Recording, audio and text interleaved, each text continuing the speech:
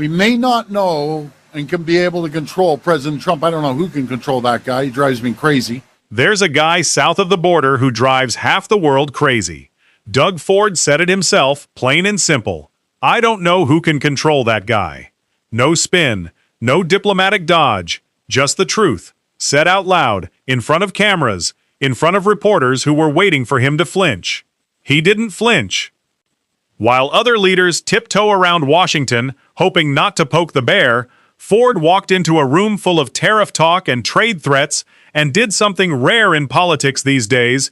He told people exactly where he stands. For the auto sector, the U.S. is proposing lowering tariffs but keeping them about 10 to 15% on autos, and in exchange dropping retaliatory tariffs on U.S. autos. So if there is a baseline 10 to 15% tariff on Ontario's auto sector, would you consider that fair? Well, what I would say, since we produce about 1.8 million autos a year, every single tariff we have to match tariff for tariff.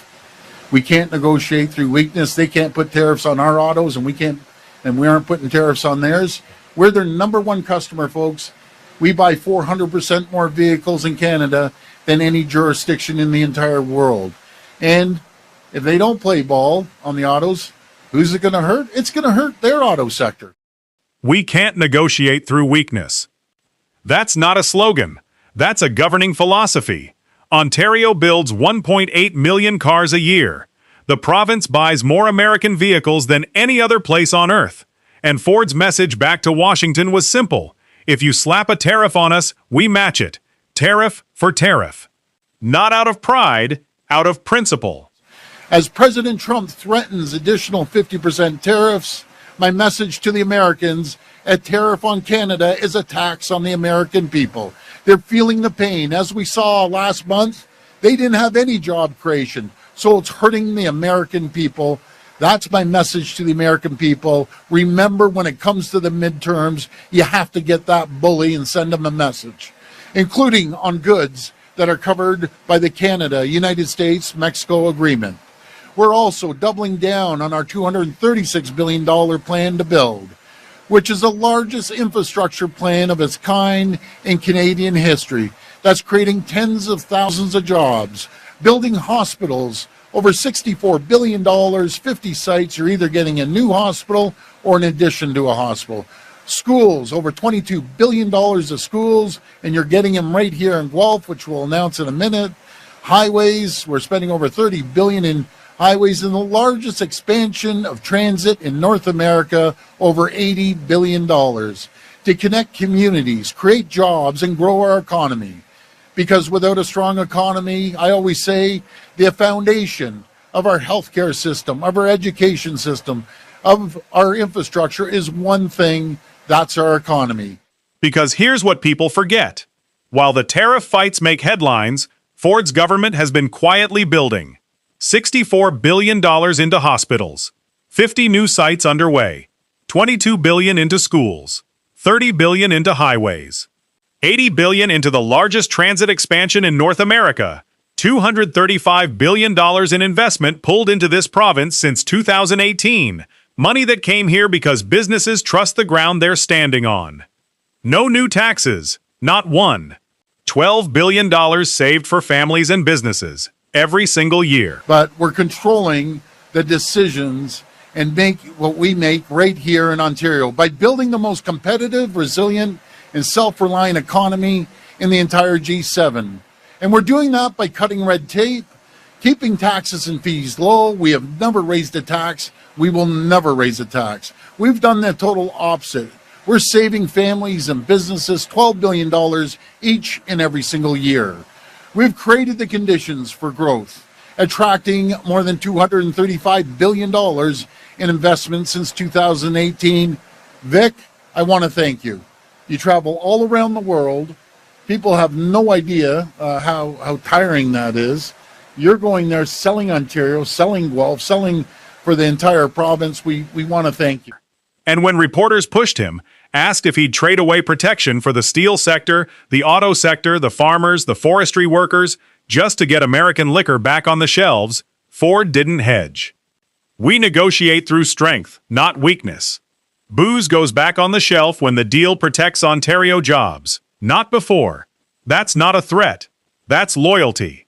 To the welder in Hamilton, the machinist in Windsor, the farmer outside Guelph.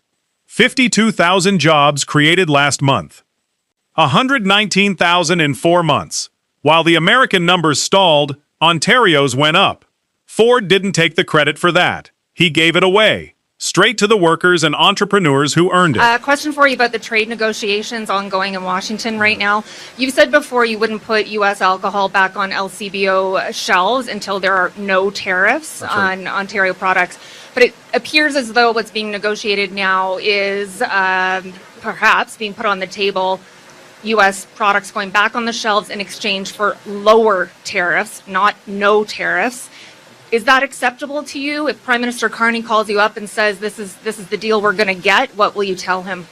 Well, first, I don't want to assume what's going on. I did have a good conversation, a long conversation with Dominic LeBlanc. I want to thank him for his service down in the U.S. He's been basically every single day they're sitting down negotiating the deal. But I've been very clear. We want a fair deal for Ontario. We want a fair deal for Canadians. And we negotiate through strength, not weakness. And we have to make sure that before anything happens, we protect our auto sector, our steel sector, our agricultural sector, our forestry sector, and our friends in the aluminum sector in Quebec. We need to protect the manufacturing sector before we put any booze on the shelves whatsoever. But we're going to work closely with the federal government. We are the engine of Canada. We're going to continue driving the economy, creating more jobs as we did 52,000 jobs. And I love the fact that we only create the condition, folks. It's the hard-working people out there and the entrepreneurs and the businesses that created 52,000 jobs last month, leading North America, kicking the Americans' butt, by the way, because they went down, we went way up, and 119,000 jobs in 4 months. I want to thank the people of Ontario. We are kicking butt right now. That's the thing about Doug Ford people underestimate. He's loud, he's blunt, he says things politicians usually keep behind closed doors. But underneath the bluster is a premier who shows up, says the hard thing to the biggest audience in the world, and then goes back to work building hospitals, schools, and highways for the people who actually elected him. Premier, just to follow on that question, so it sounds like from your answer, you're comfortable with U.S. alcohol being used as a bargaining chip in this latest series of talks. If tariffs are lowered on those key sectors that you mentioned, you are open to putting alcohol back on the shelves. I do not, I'm going to emphasize, use alcohol as a bargaining chip. During the negotiations, if we get a fair deal that will protect our steel sector, our auto sector, our forestry sector, agriculture sector, manufacturing sector, then we'd be more than happy to bring booze back on the shelves only if we have a deal that's going to protect those sectors. And so in terms of what's fair, it's our understanding at the Globe that he didn't back down from Washington, he didn't back down from the cameras, and he's not backing down from the job. That's leadership Ontario didn't have to guess about. They watched it happen, live, on camera.